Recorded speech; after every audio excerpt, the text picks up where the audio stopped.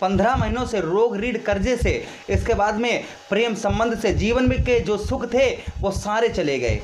अगर आपकी वृश्चिक लगन है बहुत ध्यान से देखिएगा। वहीं पर अगर आपकी चंद्र राशि लगन है बहुत ध्यान से देखिएगा वीडियो, क्योंकि आप लोगों के लिए बहुत सटीक, अगर आपकी लगन अगर वृश्चिक है आप लोगों के लिए बहुत सटीक ये वीडियो रहने वाला है। मित्रों एक एक पॉइंट पर चर्चा करेंगे हम। यहाँ पर राहु गुरु का एक चांडाल योग चल रहा है इन दिनों, अब ये खत्म होने को आया है, क्योंकि यहीं पर देखेंगे कि 12 अप्रैल की बोर्ड डेट थी कि जब गुरु हमारे पंचम भाव से निकलकर और 6th हाउस में पहुंचे तो एक योग बन गया राहु गुरु चांडाल योग।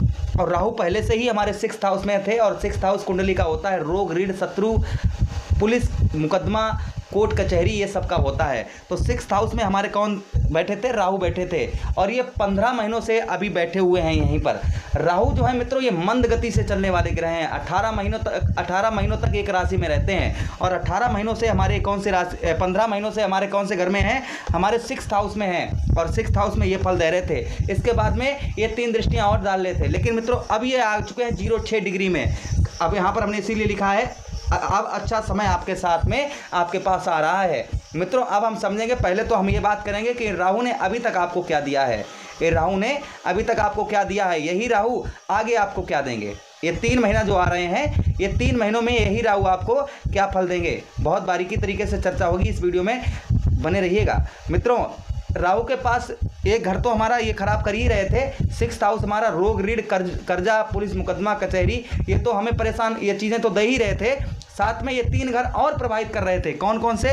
तो इनके पास 5, 7, 9 3 दृष्टियां डालते हैं। 5वीं दृष्टि डालते हैं, 7वीं दृष्टि डालते हैं और 9वीं दृष्टि डालते हैं। तो मित्रों यहाँ पर हम समझेंगे कि ये यही राहु हमारी 5वीं दृष्टि हमारे कौन से भाव पर डाल रहे थे? 1, 2, 3, 4, 5 मित्रों हमारे बिजनेस भाव पर 10th हाउस में। यहाँ से गिनिए 1, 2, 3, 4, 5, 6, 7, 8, 9, 10 हमारे 10th हाउस में दृष्टि डाल रहे थे। तो मित्रों हमारा बिजनेस जो था वो हमारा एकदम से तहस नहस हो चुका था। बिजनेस में ना ही कुछ बढ़ोतरी हो रही थी और घटा, यानी बिजनेस हमारा कम दिन प्रतिदिन कम होता चला जा रहा था। आपने नोटिस किया होगा, सबसे ज़्यादा फर्क आपको लगा होगा 13 अप्रैल के बाद से, 13 अप्रैल के बाद से। और मित्रों ये शुरुआत हो गई होगी जनवरी, यानी कि 17 जनवरी को जब शनि हमारे यानी कि हमारे जो है 4th हाउस में पहुंचे, और फिर शनि जब 4th हाउस में आए तो राहु को बलवान बनाने लगे। तीसरी दृष्टि यहाँ से तीसरी दृष्टि राहु पर डालने लगे और राहु को बलवान बनाने लगे। तब से 17 जनवरी से समस्या और ज़्यादा करेक्ट हो गई। 17 जनवरी से समस्या आपकी और ज़्यादा प्रारंभ हो गई। एक दृष्टि 5वीं दृष्टि कहाँ पर डाल रहे हैं? अभी भी डाल रहे हैं। कहाँ पर डाल रहे हैं? 10th हाउस में। मित्रों 10th हाउस जो कुंडली का होता है वो हमारा बिजनेस भाव होता है, व्यापार होता है, नौकरी, ये सब कुछ का होता है। और यही भाव हमारा खराब चल रहा था।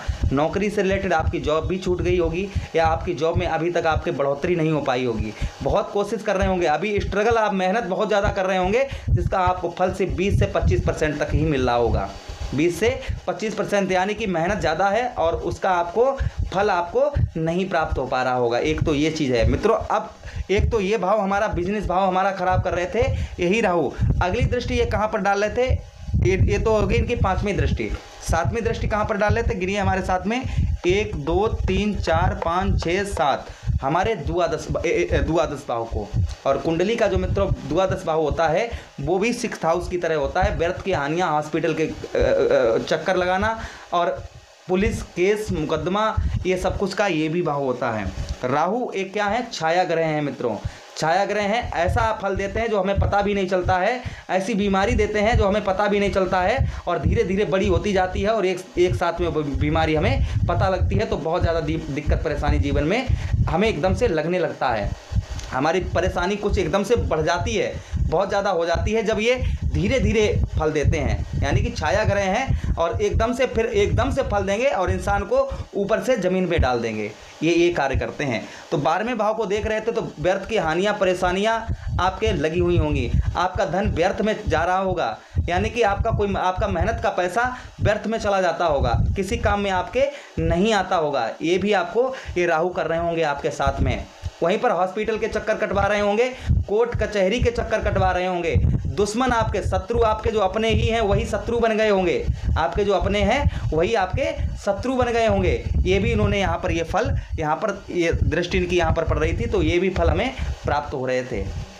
अब एक दृष्टि और इनकी है, वो हमें किस तरीके से प्रभावित कर रही थी। देखिए एक दृष्टि इनकी नवी दृष्टि जो है वो कहाँ पर डाल रहे थे, 1 2 3 4 5 6 7 8 9 धन भाव पर। मित्रों धन का नाश, धन का एक तो 12वें भाव में, 6ठे भाव में, और धन का नाश कर रहे थे।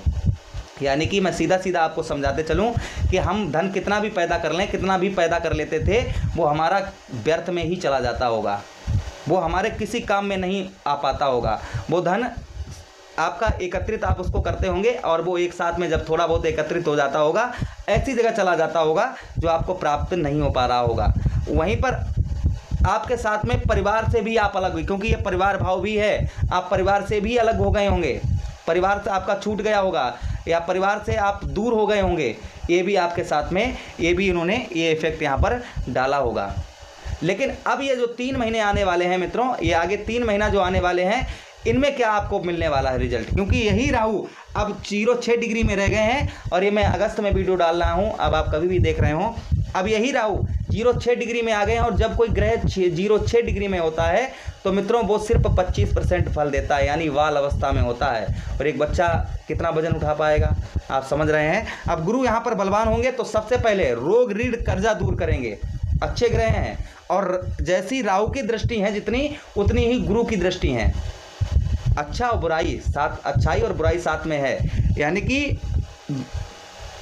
5 7 9 ये दृष्टियाँ राहु के पास हैं, और यही गुरु के पास में है 5 7 9, यही 3 दृष्टियाँ हैं। तो सबसे पहले लगन में बैठे हैं तो इस भाव को सही करेंगे, यानी रोग ऋण कर्जा शत्रु आपके जो आपको हावी हो रहे थे उनको हावी नहीं होने देंगे, आपके शत्रुओं से आपकी रक्षा करेंगे।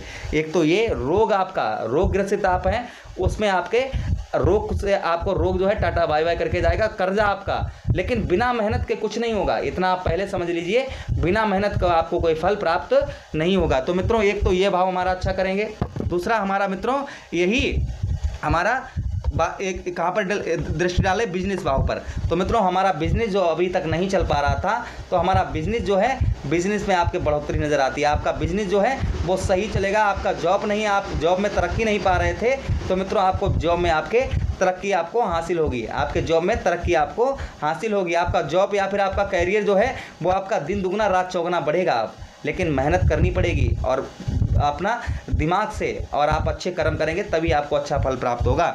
12वें भाव में व्यर्थ की हानियाँ, परेशानियाँ, कोर्ट कचहरी के चक्कर, हॉस्पिटल के चक्कर, व्यर्थ का ट्रेवलिंग, व्यर्थ की यात्रा, इस सब पर रोक होगी। आपके कोर्ट कचहरी के चक्कर बंद होंगे, मुकदमे से जीत आपकी दिलवाएंगे, और वहीं पर आपके जो गुप्त शत्रु हैं उनको पराजित करेंगे। हॉस्पिटल के आपके चक्कर, जो आपके घर में कोई ना कोई बीमार परेशान, या फिर आप स्वयं बीमार परेशान, वो राहत आपकी दूर करेंगे, एक तो ये फल देंगे। वहीं पर आपका धन का जो नाश कर रहे थे, ये धन का नाश करना बंद कर देंगे, आपके परिवार से आपको मिलवाएंगे, आपका धन आप एकत्रित कर पाएंगे और अच्छी जगह उसका यूज कर पाएंगे। तो ये फल आपको अब ये गुरु देंगे, क्योंकि राहु जो है 0-6 डिग्री में आ गए, और ये हमें पंचम भाव का फल देंगे। जब ये अकेले होते हैं तब इतना प्रभाव नहीं डालते हैं, जब किसी ग्रह के साथ हो जाते हैं तो ये अशुभ फल देते हैं। तो उपाय भी चलते चलते वीडियो में आपको साथ साथ में हम बताते चले मित्रों कि आपको उपाय क्या करने हैं जिससे राहु जो है ये आप पर प्रसन्न रहें। तो उपाय के लिए आप काले और सफ़ेद तिल, काले और सफ़ेद तिल जो है ये कहाँ, भगवान शिवलिंग पर अर्पण करिए, भगवान भोलेनाथ पर। एक तो ये उपाय करिए, दूसरा आप धतूरे का पुष्प भगवान भोलेनाथ पर चढ़ाइएगा, अर्पण करिए धतूरे का पुष्प, जिससे स्थिति और ज़्यादा मजबूत होगी। ये राहु जो है उतने ही प्रसन्न रहेंगे। शिवलिंग पर रोजाना जल अभिषेक करिएगा, और भगवान भोलेनाथ को जितना आप मनाएंगे उतने ही राहु प्रसन्न होंगे। राहु को प्रसन्न करने के लिए और बताएं, आपको घर में चिमनी धुआं नहीं करिएगा, इससे राहु और ज़्यादा प्रभावित और ज़्यादा बलवान होते हैं। घर में मकड़ी का जाला, टूटी फूटी चप्पल, टूटे फूटे बर्तन, ये चीज़ें भी दूर कर दीजिए, जिनसे राहु और बलवान होते हैं। नशा का लती इंसान को बना देते हैं, तो नशे से आप दूर रहिएगा। नशे से आप जितना जुड़कर रहेंगे उतना ही ये आप पर गलत प्रभाव डालेंगे, उतना ही आपको ये परेशान और ज़्यादा करेंगे। तो ये चीज़ों का उपाय रखिए, इन चीज़ों का ध्यान रखिएगा। बाकी ये राहु जो है अब ये 30 अप्रैल के बाद में आपके जीवन पर और बड़ा इफेक्ट डालेंगे, यानी कि यही जो आपके साथ खराब हो रहा था ये सब अच्छा आएगा, क्योंकि हमने इसीलिए लिखा है अब आएगा अच्छा समय, अब आएगा अच्छा समय। वो समय आपका, वो इंतज़ार आपका खत्म हो, जो आपको इंतज़ार चाह रहे थे अपने जीवन में अच्छे समय का, वो इंतज़ार आपका खत्म हुआ। अब अच्छा समय आपके पास में नज़दीक आने वाला है। तो अब वीडियो में आप लोगों से एक लाइक की कामना करते हैं कि एक लाइक अवश्य करके जाइएगा। और हम मिलते हैं नेक्स्ट वीडियो में, तब तक आपसे विदा चाहते हैं। अपना ख्याल रखिए। हरे कृष्णा, राधे कृष्णा।